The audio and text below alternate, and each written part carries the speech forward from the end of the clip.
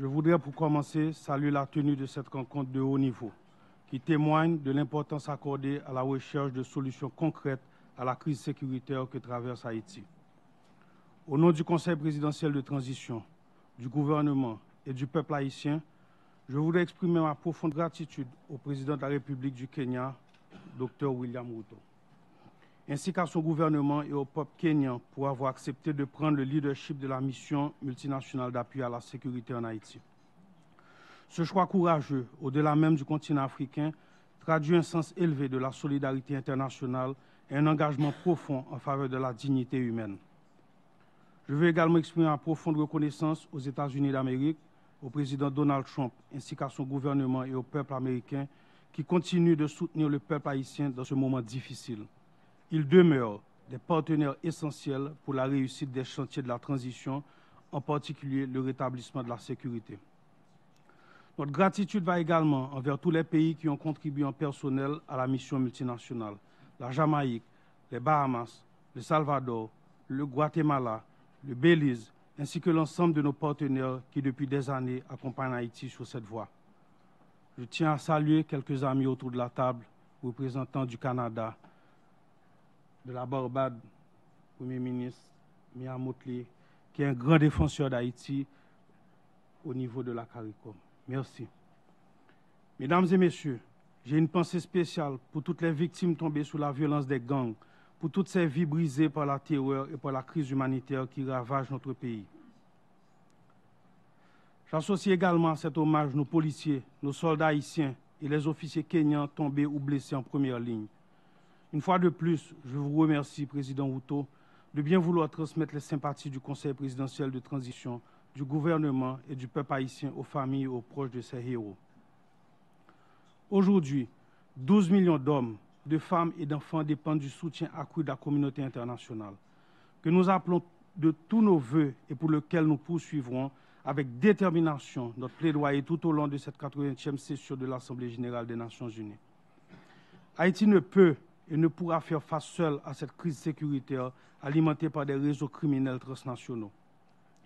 Il est urgent que la communauté internationale se tienne aux côtés du gouvernement haïtien pour apporter des réponses concrètes et durables au rétablissement de la sécurité. Le président Ruto l'a mentionné déjà et je veux le renforcer.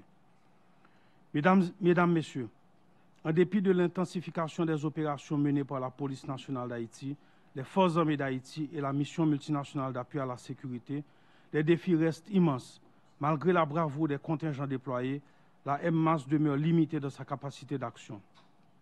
Sous-équipée et en sous-effectif, elle n'a pas encore pu sécuriser durablement l'ensemble du territoire national et les gangs ont exploité ces lacunes pour se réorganiser et étendre leur influence.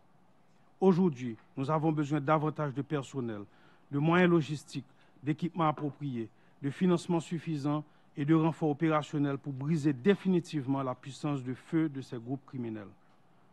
Mesdames, Messieurs, le gouvernement a augmenté significativement les ressources allouées aux forces de sécurité nationales, intensifié le recrutement à la fois pour la PNH et la FADH et accéléré l'acquisition de matériel et d'équipements. La priorité est de permettre à chaque citoyenne et à chaque citoyen de circuler librement sur l'ensemble du territoire national. Nous devons reprendre le contrôle du centre administratif, cœur du pouvoir, et assurer la libération des axes routiers stratégiques reliant le nord et le sud. En parallèle, la machine électorale est en marche. Le Conseil électoral provisoire a déjà identifié plus de 85% des centres de vote, mobilisé plus de 70% du personnel électoral et un financement national de 65 millions de dollars a été garanti par l'État haïtien. La volonté politique est là. Cependant, la situation sécuritaire, telle que nous la connaissons aujourd'hui, demeure le principal obstacle à la concrétisation de notre objectif. Assurer une transition pacifique du pouvoir par les élections et rétablir pleinement l'ordre républicain. Excellences, Mesdames, Messieurs, aujourd'hui, au nom du peuple haïtien, je formule un appel solennel. Restons unis pour rendre à Haïti la sécurité et contribuer à la réussite de cette transition, qui doit être la dernière. Nous saluons les efforts déjà en cours en vue de la transformation de la mission multinationale d'appui à la sécurité. Nous soutenons également les initiatives visant à l'établissement d'une force de répression des gangs. Cette force devra être pourvue non seulement de mandats robustes, mais aussi des moyens matériels, logistiques et financiers indispensables, tout en espérant et en souhaitant la participation du Kenya, qui permettrait que la courbe d'apprentissage soit plus courte, qu'on puisse profiter des leçons apprises et qu'on continue à avoir le support du Kenya. Le président Ruto l'a dit et j'en suis honoré qu'on puisse compter sur le Kenya pour continuer cette mission. Sans ressources adéquates, aucune mission de maintien, de maintien ou de rétablissement de la paix ne peut réussir. Il est important que les leçons tirées de l'expérience de la MMAS et les recommandations formulées par les experts haïtiens soient pleinement prises en compte afin d'orienter la transition vers la force de répression des gangs et d'assurer une réponse adaptée aux réalités du terrain. À l'approche de la fin du mandat de la MMAS, je rappelle l'impérieuse nécessité d'éviter tout vide entre la fin de cette mission et la mise en place de la force de répression des gangs. Un tel vide serait fatal pour Haïti et ne ferait qu'aggraver une crise sécuritaire déjà insoutenable. J'en appelle à la solidarité de toute la communauté internationale et plus particulièrement à l'engagement des membres du Conseil de sécurité face à l'urgence de la cause d'Haïti. Les voix de 12 millions d'hommes, de femmes et d'enfants s'élèvent pour réclamer la paix et la stabilité. Ne pas répondre à cet appel aujourd'hui serait manquer à des engagements qui sont au cœur de la Charte des Nations Unies et qui fondent tout le système multilatéral. Ce serait surtout tourner le dos à une nation qui, bien que meurtrie par une tragédie humaine sans précédent, continue de lutter avec dignité et ne demande qu'à être accompagnée dans sa quête de sécurité et de stabilité. Aujourd'hui, l'heure n'est plus aux promesses, aux plaidoyers ou aux négociations interminables. L'heure est à l'action, une action urgente, décisive et concertée.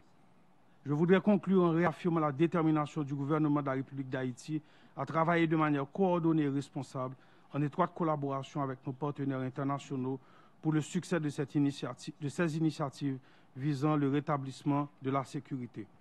Ce combat, nous devons le mener ensemble, car il y va non seulement de l'avenir d'Haïti, mais aussi de la paix et de la sécurité régionale. Asante Sana, je vous remercie.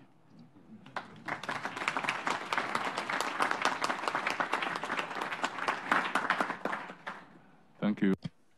Je vous remercie.